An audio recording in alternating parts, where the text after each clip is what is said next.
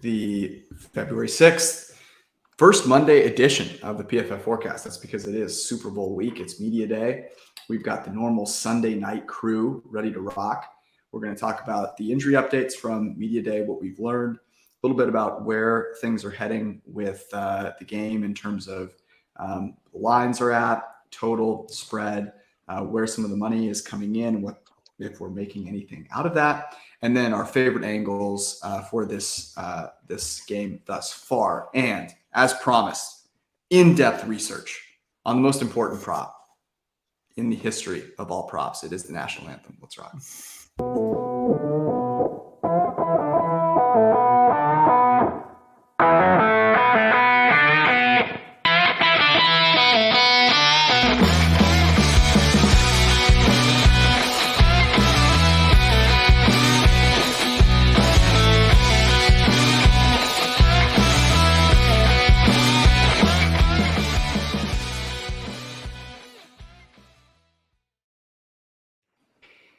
I look like a complete idiot in glasses and a hat, but I had to wear the hat. I could not wear the hat. I don't know if you can tell. If you're not watching this, you should go check out the YouTube because I'm sporting the first ever printing press merch. It is a hat with nothing but a printer on it. A little PFF logo on there. Can attest that they work. They're real. We've got a few that we've given away thus far in the Printing Press Discord. If you have not joined yet, there's still plenty of time. People in there are already on to like draft props. It's just absolutely amazing what the Printing Press is all about. So go and get in there and get yourself a hat. Arjun, we've been talking about some updates to some of the merch. I think that you're pretty excited about. We've got a hat coming out to Michigan. We'll get one out to Chicago and then out to Ben, wherever you are, because you're just a traveling man. You know, we can't pin you down. I'm a rambling man, I guess. I don't know where I am either most of the time, thankfully. But it's not pretty. It's not Ann Arbor. It's not Chicago either, unfortunately, or New York. So it's not New Orleans either. It's not New Orleans. Ben was supposed to be in New Orleans this week. For the Tulane, what is the actual name of it, Brad? I was going to say like Pro Football Negotiation Competition. That's what it is, Pro Football Negotiation Competition. Can't say NFL because then you get sued by Goodell. And Arjun, you and Tej actually were the first ever undergrad combo to be in the tournament. I heard that there was a script that was released, Brad. Can you that didn't favor you, Arjun, unfortunately. Yeah, I got the script early. Arian Foster obviously exposed all the conspiracies going on. That is part of it. That's folded into it. And I knew Arjun was going to come up short, but hey, no one loses in a weekend in New Orleans. That's the best part about it. And even though you guys are undergrads, you're 21 now, so you could go enjoy. Which totally matters in New Orleans. They totally check your ID at every bar. But they actually are 21. So. Yeah. All righty. Let's start here. Today is Monday. We're changing our schedule up a little bit so that we can just be a little more in the know. Sunday night didn't feel like the right night to talk about things. So we're gonna get some information today from Media Day. And so, Brad, let's start with you. We do see players kind of for the first time coming out of hiding today after the week, the dead week. What did we learn? Yeah, so a couple big updates. I think right off the bat, L'Jarius Sneed, the slot cornerback for the Kansas City Chiefs, will be playing in this game. You are going to see no Mecole Hardman in this game, but you will see Kadarius Toney. And then one that I think has a contrarian angle, Clyde Edwards-Helaire was activated off of IR, and I think that might have an effect on McKinnon and Pacheco props. And folks, when CEH was healthy, he was still doing nothing. So he will play, or he will suit up, I should say. But I don't think it's gonna. I think the effect there might be actually helpful to some of the bets that we like going into this game without CEH on the roster. Absolutely incredible. L'Jarius Sneed, he was questionable with a concussion, so he's good to go. He has been really good this year, 78.4 PFF grade, 7th most valuable cornerback in the league, according to PFF War.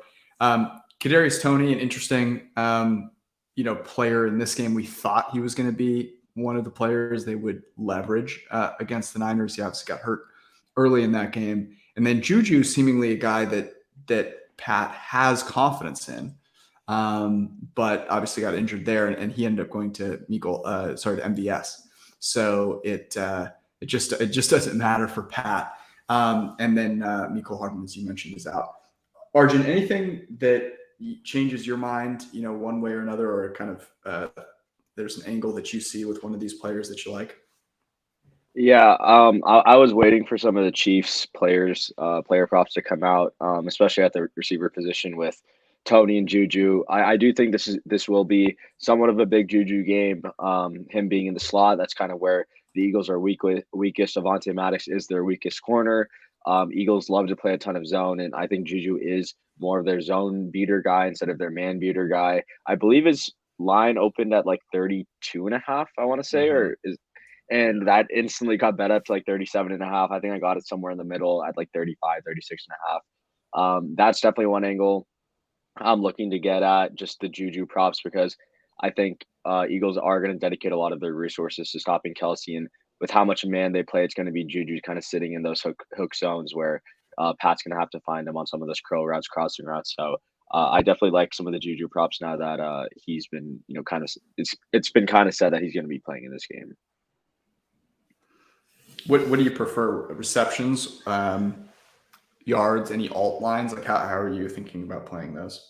Yeah, I definitely like his receptions more than his receiving yards. 3.5. I mean, you only need 4 catches, and that's something where I think, especially if the Eagles pass rush is as good as it's been all year, I definitely think we'll see a lot of like quicker throws to Juju, and I kind of like the 3.5 more than like him having to get over 38, 39, or 37.5. So I think 4 catches is easily doable, and if they're playing from behind, I think he'll easily get that. Ben, what about you? I mean, okay, so I will say with the Juju angle, I mean, obviously, I think we're all in agreement that the Chiefs very much have to find somebody outside of Travis Kelce, I would say, to actually be able to, sustain some drives, because I do think he's going to get doubled. I do think he's going to get bracketed, and I do think that there's not going to be a ton of opportunities on the outside for any Chiefs pass catchers. So I do think like what they do in the slot is going to be really interesting. To me, I think they got to move past Juju. I mean, he hasn't been involved really whatsoever. I don't think he's gotten over his receptions or his receiving yardage number since Kadarius Toney has been in the fold. I know his receiving yardage number has, gotten up from the opening of 32.5, but this was still a number that was at 48.5 last week. So he's still 10 yards shorter than where he was last week, but he just hasn't been involved, right? And I know that like the Avonte Maddox matchup is very much the spot that the Chiefs need to take advantage of. But if I'm Andy Reid and I have 2 weeks, a time frame to kind of scheme up some of these approaches, especially on their, scripted pass player, scripted play set, like Juju's not going to be the guy that I'm going to be targeting. I do think if you have a healthy Kadarius Toney, like maybe bringing him up a little bit, maybe he is playing closer to 40 to 50% of the snaps as opposed to 30%. Maybe he is a little bit more involved early on, because he's very much the guy I would say outside of Travis Kelce and outside of the running backs that I think you want to kind of get the ball in his hands early and see if he can make a couple plays after the catch, especially if Patrick Mahomes is going to be I would say limited to the point where he's not really moving around the pocket as well as he was previously before the ankle injury. So I know the Juju bandwagon is kind of, I would say, getting hyped up already because of the slot matchup, but I very much would be surprised if he runs, over 30% of his routes from the slot. And if he doesn't hit like a higher number of slot routes, like I just don't see him winning too often against James Bradbury or Darius Slay. So I don't really have a strong play on Juju, but I don't think I'm at all confident enough to play anything on his over, I would say. What about the quarterbacks, Brad? Because I've been, it's a couple of weeks, and you kind of forget about both quarterbacks and their injuries. Talking to a doctor, and we may actually have an opportunity to have a segment with him later in the week this week to get something more than what I can share. But what Jalen Hurts was dealing with is something that generally takes a minimum of 6 weeks to heal. It's more serious than a shoulder separation. So, that would kind of lead you to believe he's still not going to be healed yet. And of course, Mahomes, I don't think anyone expects his ankle to be 100%. Any insight there, as far as the quarterbacks go? Yeah, so like we talked about, I was saying how I think Mahomes will be the healthier of the two quarterbacks in this game. We talked about, A.J. Brown, he missed him deep on a deep ball, but then he also underthrew Quez Watkins one time, underthrew Devontae Smith, and allowed a pass breakup from, I want to say, Charvarius Ward on the outside that could have been a big gainer. I think it's one of those things, and Hurts himself has said, I'm not going to be healthy for this game. I've accepted that. I have to do what I can do and work through it. But I think it's almost like a Josh Allen thing with his elbow, different injury, but you can play with it, you can manage it, but at the end of the day, you're not going to be as sharp and as accurate as you are. And I'll tie this in, now with two of my favorite plays, maybe in this entire game.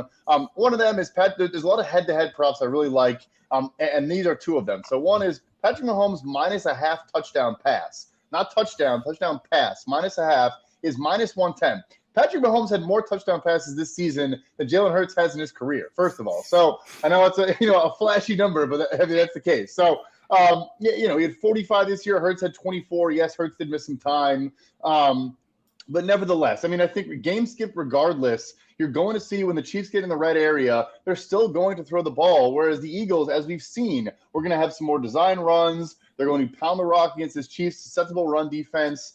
I think even if the Eagles do have a great game, or even if they are coming from behind, if they get close and it's not an explosive, which there probably should be a couple to A.J. Brown and Devontae Smith, they're still going to go back to their bread and butter in the red zone. So I like that one. Or if you like a different angle, Patrick Mahomes minus 45.5 passing yards is minus 120. This one, in some ways, I almost like more because I think regardless of games, look, if the Chiefs are down, it's a lock. Even if they're up in this game or up early, I don't think they're going to fully take their foot off the gas. I think Andy Reid has been in these positions too long to know that he's not going to just let up and not, continue to throw the ball. So I think those head-to-heads are very, very enticing. And I'll get to one more head-to-head later. But there's a lot of interesting. I'm not sure I agree with a lot of the head-to-head props that I've seen so far out there. Yeah, those are both interesting. Getting into a little bit of what we've seen thus far. So right now, the Eagles are still the favorite, minus 1.5. Minus 124 on the money line. Over under, the total is at 50.5 here. There might be a little bit of difference between the different books. If you shop around a little bit, for example, on FanDuel, it's 50.5. Over is minus 115. The under minus 105. It's minus 110 to both sides on the spread. And it seems to be the case, and I've talked to a few people out there over the course of the last week, that pretty much every sizable bet has come in on the Eagles thus far. And talking to someone that kind of sees this happen on a day-to-day basis at the sports books, we're sort of hypothesizing why that might be. And I'm curious what your guys' thought is there. What I was sort of thinking about was when people are placing a bet. Now, remember, it's just 1.5. So you're kind of getting 1.5 points in either direction. It's not really that meaningful. So you're kind of sitting there and you're thinking, okay, well, who's got a better chance of kind of dominating this game? I think when you look at it, you can see a pathway to the Eagles, winning by 2+ scores, right? The physical dominance at the line of scrimmage, the way that they've dominated their opponents thus far, they're totally healthy. And I've got to think that's contributing to a lot of these early bets that we're seeing on the Eagles. Do you guys buy that? Is this at all meaningful, to you guys? How are you sort of reading what we've seen from an action perspective thus far on the game? I would jump in real quick, and I'm sure Ben has more on this. Just very quickly, I've had a conversation, not pertaining to this game or in this year, but talking about how be wary of early week action when maybe limits are a little bit shorter, and then these sharps or whatever you want to call these people, maybe bet it's not going to cross the key number or anything, so it's not really relevant here. And then they bet against their own action and maybe get over a key number, or just think they get good value in betting a kind of built-in mini hedge. But anyway, that's just one thought I had. Yeah, I do think specifically like with limits and the Super Bowl, it's a little bit, further off, I would say, or I think we've had pretty high limits for the majority of time since the numbers kind of initially opened. So I do think the line movement in the Eagles' direction is very much valid. But like I keep going back to it, and I do agree with you, George. Like this seems very much like a spot where the Eagles are either going to win by 2 touchdowns or the Chiefs win a close game, right? And there's like very few ideas or approaches or narratives that are really going to play into the Chiefs kind of blowing the doors off of the Eagles, right? Like even if Jalen Hurts has like a bottom 40, bottom 30 percentile outcome, like there's still paths to them being successful rushing the football and not necessarily like, really controlling the game, but still very much being, I would say, relevant with the possession to potentially like, win the game at the end if they still don't get that dominant performance from Jalen Hurts. So I think, the idea is, handicapping how valuable Patrick Mahomes is in relationship to, Jalen Hurts and the rest of the Eagles, since they do have basically, every other advantage at every single position outside of quarterback and tight end. But I think when you're looking at that, like the public is very much going to gravitate towards things that, we would probably say don't matter as much as the quarterback position. I mean, I haven't been betting as long as you guys have, like, at all. And one thing I feel like I have heard from George and when Eric was still doing the show is like, I feel like the Philly syndicates or whatever syndicates that are like Philly fans, like they'll lay large amounts of money like on Saturday or Sunday before like the Eagles game. So maybe that's the case here. Again, I don't really know like how things work during the Super Bowl week, because obviously you have 2 weeks to bet the game, and maybe money comes in late from them like it does every week. But that would be like my theory on why like the line hasn't really moved since at 1.5. Yeah, I also, I think Ben and Brad, you were sort of hinting at it. Like, I kind of teed this up to sort of say, like, none of these big bets really matter. So, like, there's plenty of people out there with a lot of money who have no idea what they're doing with it, who decide it's the Super Bowl, I'm going to go place a big bet. Just because you have a lot of money, right? Like, I think owners in like professional sports are a great example of this.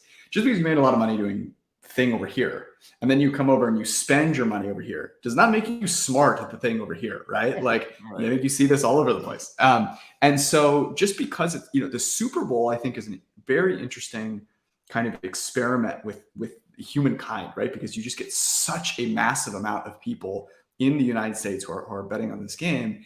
And, it's a very interesting kind of look into the American psyche. But just because these people with lots of money are placing these bets does not mean they have any clue what they're doing, because it's the Super Bowl. And I would actually say that, most people that have a clue what they are doing in the Super Bowl are not betting the spread, right? There are so many, Brad, to your point, like there are so many other ways. And yeah, the limits are going to be a lot lower, but because there are so many other ways to bet this game, you can get more cash down. And if you're going to find inefficiency, it's going to be in those other markets, right? It's going to be props. It's going to be those head-to-heads. They should just take, 100K sides on the national anthem. They'll never do that because they're scared of me. But one perfect example, George, just to go off of that, like one perfect example. It's not even the more exotic stuff. You mentioned it. If you want to bet Chiefs money line, or you did earlier in the week, you should have just bet Patrick Mahomes MVP, right? Like that's just one kind of high level example of like, yeah. And I think I'm blanking on who it is, but one of my favorite follows on Twitter, he said, I haven't bet the spread in the Super Bowl in a very long time. Like there's so many other ways to win money on this game. So yeah. Especially when it's 1.5, right? Like, what are you doing? You're sitting there, you got 1.5, and you're like, shoot, man, I hope the Chiefs only lose by a point. It's like, that's no fun. But one angle that I was thinking about that I'm excited, we'll talk to Judah later this week about some of the live angles here. But I do think people consider the game from the beginning, right? And they think about all of the advantages the Eagles have from a health perspective up front, especially at the edges with Hassan Reddick and Josh Sweat. But if it gets to a close game in the fourth quarter, right? So like if the Eagles run away with it, then they're running away with it, right? That's happening early in the game. Right. But if you fast forward to the fourth quarter and it's within a score, like where do the odds now shift, right? What are the chances that if it's a close game, Jalen Hurts is playing really well? Like maybe in a normal situation, they're moderate. In this situation, I'm not sure they are, because you could see the Eagles getting out to an early lead, them not being able to kind of hold on to it, Patrick Mahomes doing what he does, bringing it back. Now it's a close game in the fourth quarter. In my perspective, like, I'm waiting for that to happen personally, because I'm not sure it'll be baked in. I have infinitely more confidence in Mahomes than I do Hurts on any normal day, and in this day in particular. So that was just one of the angles I was kind of thinking about. Like, I'm not going to bet the spread pre-flop, but as the game goes on, kind of monitoring that. Any thoughts around kind of either that angle or something similar? Yeah, George. So that made me think of something, and obviously a live market might be the best way to go about that. But I was having a conversation with BetQL this morning, and we were talking. There's a prop for specifically just, are there going to be more points in the first or second half overall? But also, what I like is the Eagles. They're plus 110 to score more points in the first half. And I think, again, if you like the Eagles in this game, we know they're one of the best scripted play teams in the NFL. Out of the second quarter king with the most, and then if they have a lead in this game, they're going to just try to run the ball a ton and just sit on this thing in the second half. So it's only plus 110, but again, kind of a creative way to get a little bit of value if you like the Eagles in this game. Odds are, if they're going to win, they're going to score a lot in the first half, and then just be able to hold on. Yeah, that's very much, I think, like the popular narrative. I do think, like, specifically when you're looking at matchups, I know, George touched on a little bit on like the Eagles edge play, but I also think in arriving at that scenario of the Eagles potentially like playing from ahead, like I know, we obviously don't think rushing the football matters like a whole lot, but I do think if the Eagles are very much capable of like establishing their will, especially in the edge positions, with guys like Lane Johnson, kind of dominating like Frank Clark, George Kalafkas, like if that happens on early down specifically and in the scripted play set, like that's going to be the spot where you're very much like, okay, the Eagles, unless Patrick Mahomes has some brilliant comeback, are very much going to run away with it. So I do think, the initial approach to how the Chiefs are going to play defensively, and if they are going to try and force Jalen Hurts to beat them, it is very much, I would say, kind of like the in-game angle that, I'm going to be watching and then very much choosing like what side of this do you actually want to end up on and say. And I do think it's very much like Eagles alt spread at that point, or the Chiefs money line at like a plus price, I would say. All right, let's get into our favorite angles. I was just looking at MVP. There are a couple that I like. So I was checking out what it was. Let me just say this. So Mahomes at MVP is plus 130. Hurts is also plus 130. Now you can't bet the no here, but like I don't know that I agree with this, and I have a take on kind of the Eagles here in a second. Travis Kelce is 16-1. Just out of curiosity, like what has to happen for Travis Kelce to win MVP over Patrick Mahomes? I would say, like, Mahomes, however many passing touchdowns he has, all of them, or maybe all n-1 is thrown to Travis Kelce at the outset. Does 9 for 180 basically? Yeah, that's basically. I mean, does Kelce have to like play quarterback for half the game? Like, I just don't. I don't know. Maybe I'm high here, but I mean, okay, if Kelce's the only one though, like that in some ways could potentially happen, right? Like if he's the only one that's actually winning this matchup, and the rest of the Eagles defense is holding steady, like I do think a 9 for 180 game could get Kelce there at the end. That's here's relevant. So last Super Bowl, Cooper Kupp had 8 catches, 92 yards, 2 touchdowns. But I also think there was narrative built in that last drive. He had like 4 catches for 40 yards and a touchdown. Mm-hmm. And then 4 Super Bowls ago, Julian Edelman, 10 catches, 141 yards, no touchdown. So the numbers you have for Kelce are I would, better performances than both of the last 2 times a pass catcher won that award. Yeah, I just think Mahomes on an ankle with all like, I don't know. Anyways, Arjun, let's go to you first. We'll kind of go around the horn here with our favorite angles. Arjun, why don't you kick us off? Yeah, so leading into this episode, I have placed some like novelty props that I think could be worth talking about. One of my favorite ones is first team to call a timeout, and we are going with the Kansas City Chiefs here. I think it was like minus 115. I got it on Bet Online. Maybe it's on some of the legal books, but I would play this up to like minus 135. And it's pretty simple. The Chiefs are called the first time out in 15 of their 19 games this season. The Eagles are only at 7 of their 19 games. We know how good of a game manager of a coach Nick Sirianni is in the game management department. Andy Reid, while I think 2 weeks will do him wonders in the game preparation standpoint, I don't think, that kind of helps you in the game management standpoint. And we could see like just a privilege Andy Reid timeout on the first drive of the game as they enter the red zone on 3rd and 2 or 4th down as he struggles to make a decision on 4th down. So I really like the first timeout prop. And I can give another one unless we want to go like an around the horn and talk about a different one. I like that. Let's keep going around the horn though.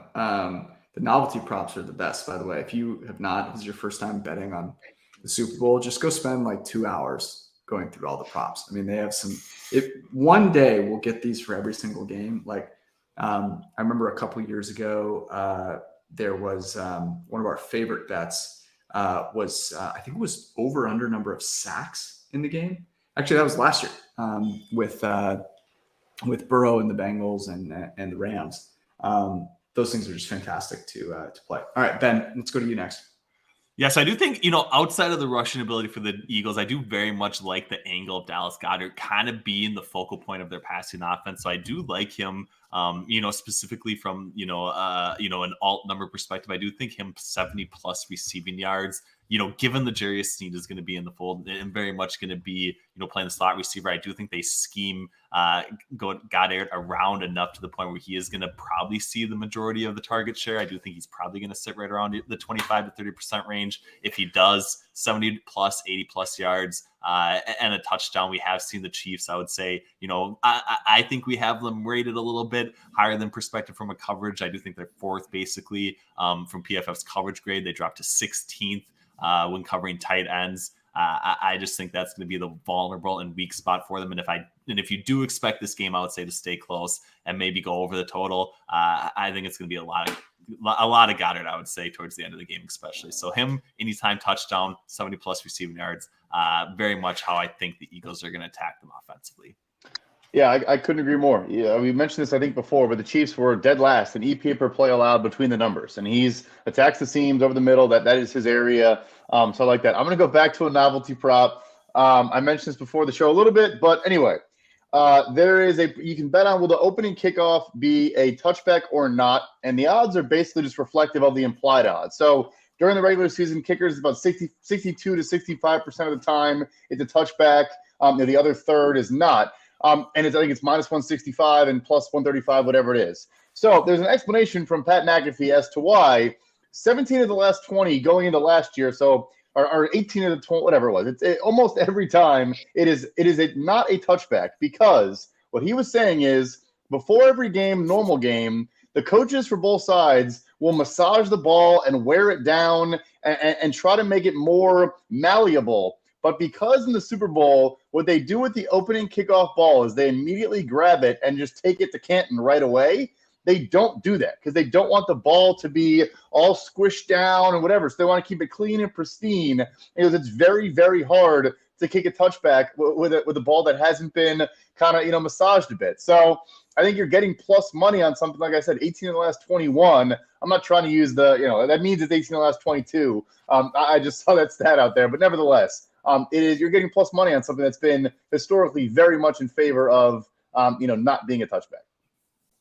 Has that moved at all? I feel like enough people watch McAfee's show that you'd think so. He was on it last year right too. Yeah, I think it moved quite a bit actually last year, but I haven't because he actually did say the same thing last year, whatever, and the juice changed quite dramatically. But I haven't looked at it, I guess, closely this year. I think looking at just league average and where both kickers are, like it seems like touchback is very much the correct side if there's not like an outside angle that's working opposite of those numbers, I would say, for sure, which is very much the McAfee angle, I would say. So what about just the simple fact that like everyone wants to be a hero and like opening kickoff of the everyone wants to have the Devin Hester opening kickoff. Yeah, for sure. Yeah, especially Sky Moore, who's trying to like earn a roster spot out there. What does he have to lose besides the football? Nothing. Where do you see that? What's the DraftKings, you can get plus 135 on no touchback. The no touchback syndicate is what what this is shaping up to be. Okay, I'm gonna go to MVP. I actually think you guys made a nice point around Kelsey, so I'm not gonna throw shade at Travis Kelsey, but I think there's some interesting ones down the chain here. Okay, if you're gonna bet, as you mentioned, Ben, like if you're gonna bet Chiefs money line, just bet Mahomes plus 130 to win MVP. The favorites are not particularly interesting, but a couple of angles that I like here. The first is if the Eagles win this game, I like them winning the game not because of Jalen Hurts, right? I like some other kind of mechanisms by which they win the game. So looking down, you mentioned Dallas Goedert. I think he's a really interesting one where he could be a guy that just dominates, over the middle of the field, and maybe Hurts has a fumble or something like that. He is 60-1, but I like going even further down. So this is, I think, hilarious. Clyde Edwards-Helaire is 120-1. Kenneth Gainwell is 130-1. Kenneth Gainwell is like Clyde Edwards-Helaire. Might as well be a poster on the sideline at this point. Like he's not getting any run in this game. Kenneth Gainwell, people love Miles Sanders because he scored a couple of times. Kenneth Gainwell has been, their better receiving back. Has been a really good runner of the football as well. He's an interesting long shot. But here's my favorite one. This is kind of a novelty, but I mentioned that Jalen Hurts has a bit of a shoulder. Would there be anything more Philly than Jalen Hurts getting injured, Gardner Minshew coming in and winning the football game? Okay. Gardner Minshew is 150-1 to be Super Bowl MVP. It would be the most Philly thing ever. Okay. To win 2 Super Bowls because backups came in and won the Super Bowl. Like just saying, I've seen it happen. Seen it happen before. Bit of a novelty one, but the other one that I think is interesting on the Philly side, again, because I like them winning with someone other than Hurts winning MVP. You look at Hassan Reddick, huge mismatch against Andrew Wiley. If they win this game, it'll be seen as because they're able to beat Mahomes. And so someone who perhaps gets a couple sacks, sack fumble. Now, the only caveat here is Mahomes is really hard to sack, right? He just does not take sacks. And so for that reason, I actually think just having one sack would, or a really impactful one could kind of get the job done. So those are a couple of angles I like on MVP. I know we're going around the horn, but I just want to reemphasize because I was going to have that one. So people are going to say, look, it hasn't been a defensive player in a long time. When it is a defensive player, look at the last 2 times. Von Miller against the 15-1 Carolina Panthers and their very good offensive Cam Newton, and then Malcolm Smith, the linebacker for the Seahawks, when they went up against one of the best offenses of all time with the Denver Broncos. And then to the sack point, totally spot on. But Hassan Reddick also leads the NFL in forced fumbles this year, and half of them are when he just gets the swat and the quarterback's hand is back. That's right. Right. So anyway, I agree with that one, so I want to jump in with that. Thank you for the support, Arjun. Yeah, going back to a novelty prop. It's actually like a 2-parter. It is going to be Chiefs to have the shortest field goal between the Chiefs and the Eagles in this game.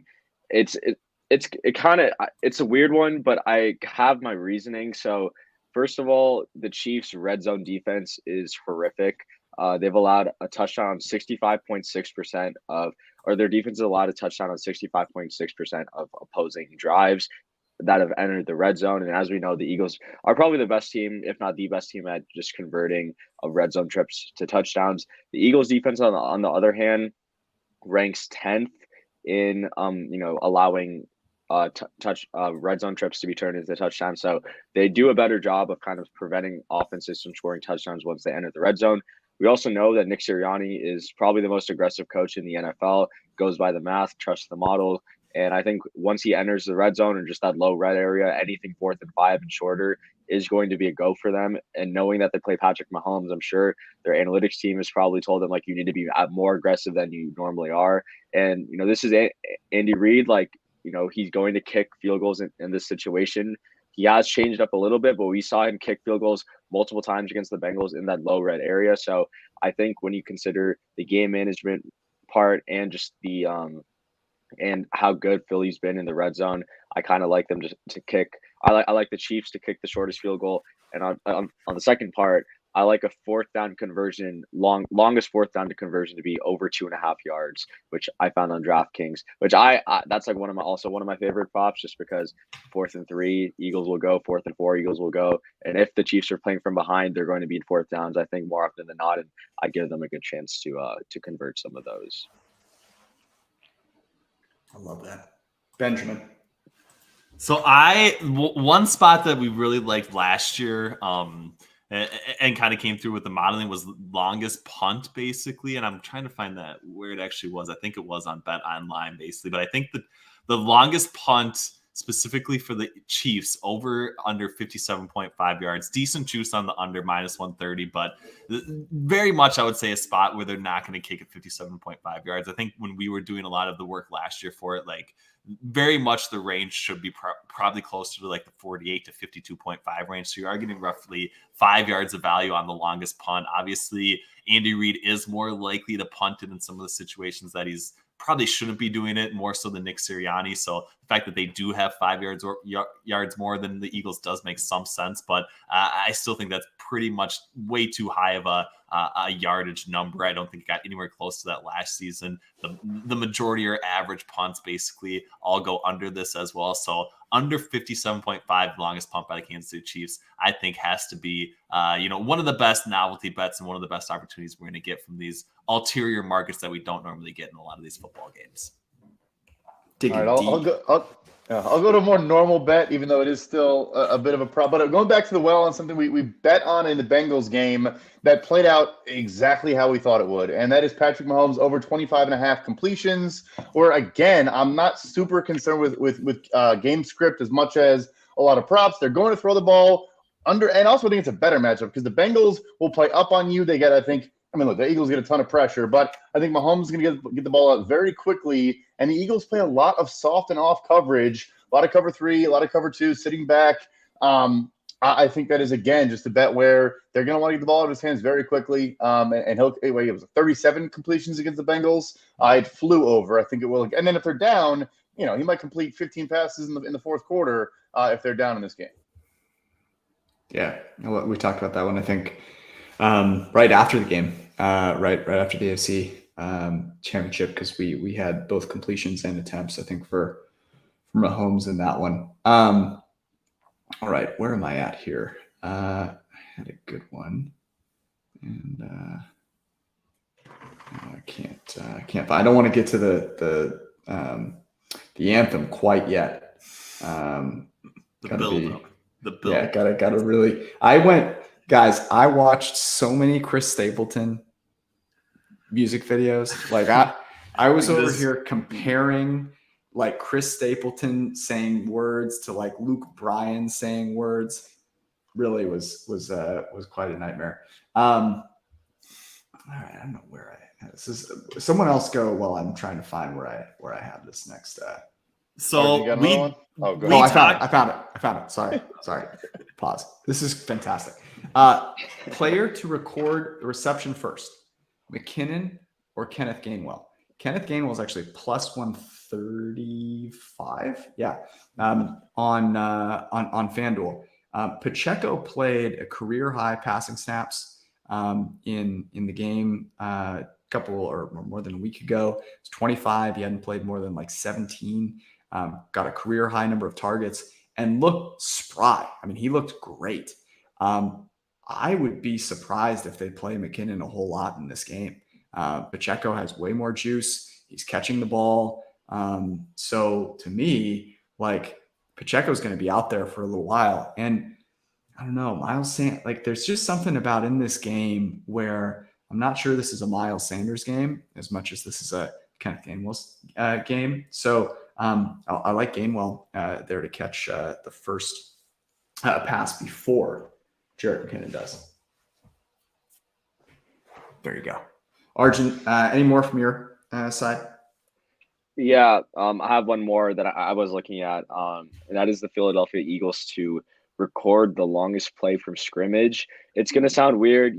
Normally the Chiefs are kind of this explosive offense, but I just think the Eagles just play a ton of zone, and it's all cover. It's a lot of quarters. It's a lot of cover six. They want to limit explosive plays. They have the corners to do it.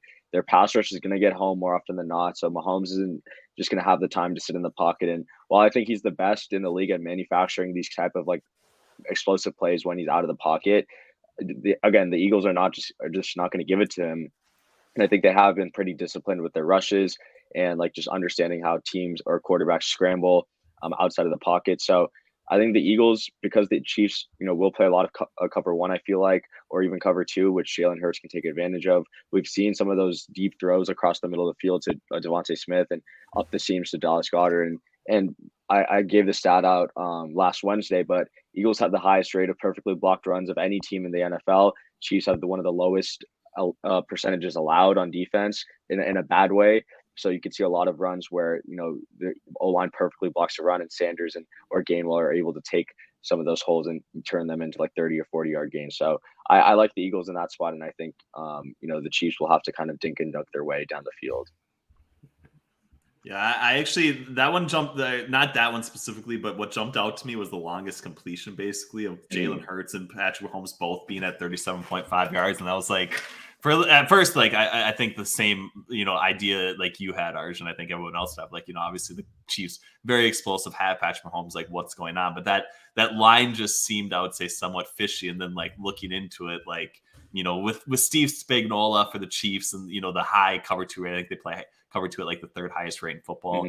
That's been, in some ways, the only spot that's really held Jalen Hurts in check from a rushing perspective. So I do think we're going to see a lot of that. But we have seen him, I would say, be relatively successful against that coverage specifically. So I like it as well. I think it might come through a run. And I do like the angle of kind of pivoting more to, longest overall yardage play as opposed to focusing on anything on the passing game. So that's definitely one I'm going to be adding as well. The one I don't know if I have another play, but I did want to touch on and at least mention, I did suggest Don't Stop the Music as the best opening line, but I do think that's like the heavy favorite right now for Rihanna at like minus 160 on Bet online.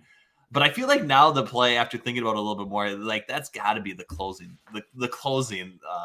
number, basically, more so than the opening one. But so it kind of surprised me that was the favorite. But I think moving away from that and making it be the last song as opposed to the first song is a decent bet at plus 200, even though that's the favorite as well. I do think very much getting that plus money for that opportunity is the spot. I think you got to play some halftime novelty props, I would say. Yeah, this is a Rihanna concert. And there's just Mahomes and Hurts are just lucky to be a part of it. What I've been looking for this over the past couple of hours and have been not able to find it. What are the first song odds for? So this is Bet Online AG basically. So they have Rihanna's first song sang on stage. Is the category Don't Stop the Music minus 160. This Is What You Came For plus 400, which I think is sneaky there. Yeah. Diamonds plus 550. Umbrella plus 1,000. Where Have You Been plus 1,400. 14-1. Stay 14-1. What's My Name 20-1. And then kind of a conglomeration of ones between 20 and 40-1 that probably have no chance whatsoever, I would say. So I don't know. What's Run This Town? Run This Town is not listed from what I'm seeing, basically. They must get no Jay-Z love or whatever, huh? Yeah, no. Vegas knows. Yeah, I was talking about this with some friends this weekend, and I was making the point, I was like, there's no way Jay-Z's coming out to be a side piece. And then I was like, It is Rihanna, though. Like, he kind of takes pride in Rihanna. Like, he's been it. Yeah. And I think he has a ton of respect for her as like a businesswoman as well. So I could see there being, Beyonce just got a lot of love. She won like Grammy number 500. Maybe he wants to, go out there and like it would be with Rihanna. So I don't know. I'm just Run This Town has an awesome open where it would just like make sense for that to be the first song, get everyone pumped up. And I don't know. That was one that came to mind, but I agree with you. I like that. I like the was wherever that second favorite one was. Makes sense to me. I think Diamonds and Stay have some interesting value there. I have one more real bet before we get into the really off the rails here. So You mentioned it earlier, George. We're talking about it. Look, yes, I get the Eagles have the most sacks, or top 5 of all time. Yada yada yada. Sacks are very much so controlled by quarterbacks, as we know. Patrick Mahomes is phenomenal at not letting pressures convert into sacks. Yes, he got sacked 3 times by the Bengals in their very last game, but before that, he had not been sacked 3 times since week 9. So there's a stretch of 10 games where he had not been sacked 3 times. And you can get Eagles under 2.5 sacks at plus 115. So I get they have a great pass rush unit. I get Mahomes is not 100%. I get it just happened in the AFC Championship game, but it was 10 weeks in a row where he had not gone over that number prior to that game. And the plus money aspect is what I like a lot about it. Yeah, I like that one too. I think that's an opportunity to see an opportunity where the number that the books are setting is influenced by what is seen as analysis, right? Which is the offensive line versus the pass rush.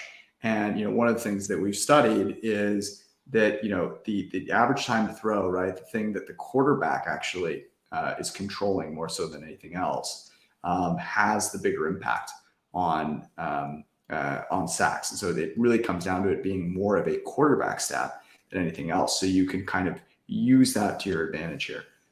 Okay. Let's get into the really, really big novelty ones. Does anyone have anything before we get to the national anthem? I think it's time. Okay. So Chris Stapleton, you cannot find him singing the national anthem anywhere. I have tried. If you have found it, please DM me. Let me know. You are a better researcher than I am. You'll get a free printing press hat if you'll get multiple. Okay, you'll get multiple if you can find one. So here's the thing: country singer. Have there been country singers that have sung this in the past? Yes. Last male to do it, Luke Bryan, came in at just over 2.3, 2 minutes and 3 seconds at 2:04. The time right now is 2 minutes and 5 seconds. It opened, I want to say, at like 1:59 and has shot up to 2:09. The thought process here is that Chris Stapleton is a country singer with a Southern drawl. He's going to carry out some of those notes. Luke Bryan carries out some notes in that national anthem. It isn't great. Okay. I like Luke Bryan. It's not like a Luke Bryan hate, segment here on the podcast, but I'm guessing that Chris Stapleton is aware that Luke Bryan sang it. There's not a lot of country singers that sing it. I'm not sure that he's going to want to drag out anything super long. I think he'll sing it kind of true to what he does, but I don't think that's going to be some really long ballad kind of situation. Now, I did compare some of the speed at which Luke Bryan and Chris Stapleton sing. That to me wasn't particularly conclusive. It was a little tough. Tennessee Whiskey, a popular song. And I think that Tennessee Whiskey, being a popular song that is sung in kind of a slow melodic way, is going to lead people to think the over is happening. So I say this to say, if you can get 2:05, I might wait a day or so, see if it creeps up a little bit. I'm going to take the under on 2:05. I don't think it's longer than Luke Bryan. If you listen to the Luke Bryan national anthem, like as I said, I think if he had it back, he wouldn't drag those notes out quite as much because it wasn't great. So I don't think Chris Stapleton does. Going under. Now, there are, if you look around, some books, like there's a lot of disparity, right? Some places haven't moved it nearly as much. So you may want to take the middle if you can grab it. That's a pretty big chunk at 6 seconds.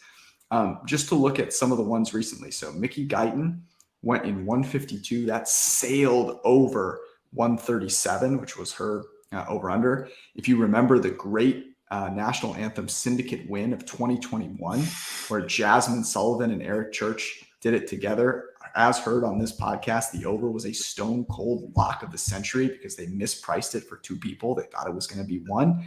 Bunch of idiots. It soared over 2:16. That is the longest national anthem in history. Since Natalie Cole sang it in 1994. But very, very long. Demi Lovato, 149. Gladys Knight, 149. Pink, 153. And 2017, Luke Bryan at 204. For reference, Lady Gaga, who can actually really sing, she can carry out a note, came in at 209. So that is my national anthem research. I will continue to pound the pavement. I will continue to have my ear to the ground. And if anyone has live, look anything at to George. add, yeah, exactly. It's perfect. So anyone has anything to add, please let me know. Okay. After hearing that analysis, I did come across another bet on Bet Online. U.S. national anthem length of word brave over under 5 seconds. Under 5 seconds is at plus 150. I feel like with your notes synopsis, basically, and reading between the tea leaves, like that might be a lot going under 5 seconds as well. I don't know. That was the greatest breakdown of all time. Now I need to listen to the Luke Bryan Brave again because I need to time that out, see what it is. And now I'm going to be listening to Chris Stapleton and how long he carries. I'm going to find a word brave in his discography, and I'm going to measure it. He strikes me as a hold on free and then hit brave pretty briefly, right? Like free is his long note, and then he just kind of hits brave as like a get right to it, kind of knock it out and get it over with. Because brave, free would make more sense to me as a known historian of vocals. Would make more sense to me for him to carry out as a country singer. Checks out. So it's all about people. No one can follow. We're all just like, I got nothing. I'm betting the unders right now is what I'm doing. I know. I'm shopping else, basically. So, by the way, it does always get leaked. I think it was it last year that Warren Sharp, who was able to get the recording when it was rehearsed. That was in LA. It was a little fishy because he was working as doing some content for NBC at the time, and so I don't know if there's someone, maybe you're looking to follow someone that works for Fox this year and see if you can get some. I know the other angle. If we're really going to dive into it, the other angle, which may or may not have worked in my favor in years past, probably about a decade ago now, is if you happen to have friends that are in the armed services, first, thank them for their service. Second of all, ask if they know anyone who is performing or on the field for any component of the game related to the military service, and say, hey, while you're out there, maybe pull your phone out and press record when they start singing and press stop where they stop singing. Like I said, I may or may not have been able to utilize that in the past. Just a thought. Our troops just continue to win. That's the moral of the story. That was our podcast. We will be back with you later this week. Thanks for hanging out. Peace.